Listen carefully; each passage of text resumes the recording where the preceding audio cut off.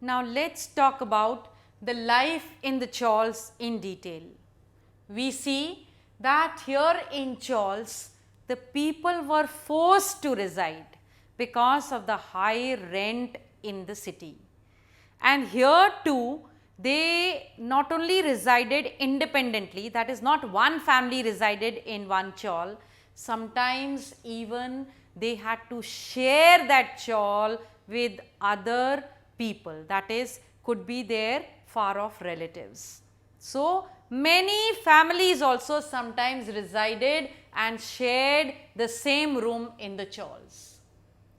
It was so close to each other, the rooms, the chawls, that they could not open their windows. You had to always keep your windows very close as they were near the filthy smelling gutters. We have already seen that the water had become very scarce in Bombay. So, every morning and evening you could see fights outside these chawls, people fighting for every drop of water, because there were no water lines inside the chawls. They had to go and fill their water from the street taps.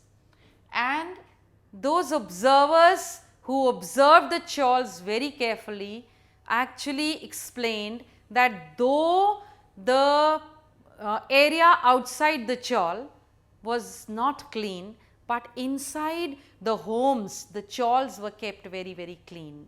It was that the people though lived in many in number, but the houses inside were kept clean. Now, when the area or the space inside your house is scarce, is less, what do? You make use of the area outside your home.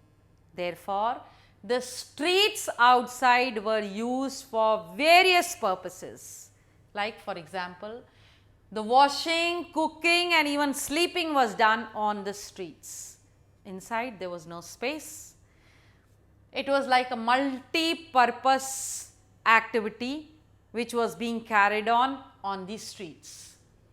Outside the space, whichever was left, the liquor shops used to be opened, the akhadas were there, everything that you can think of was there outside in that small little space and the street which was there.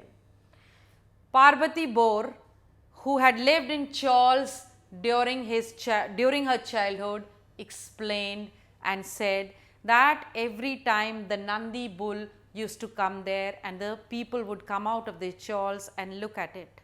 That is, even the entertainment activities were being done on the chawls. Entertainment activities were done on the streets. Now, here in these chawls that we have, the role of a jobber became very important.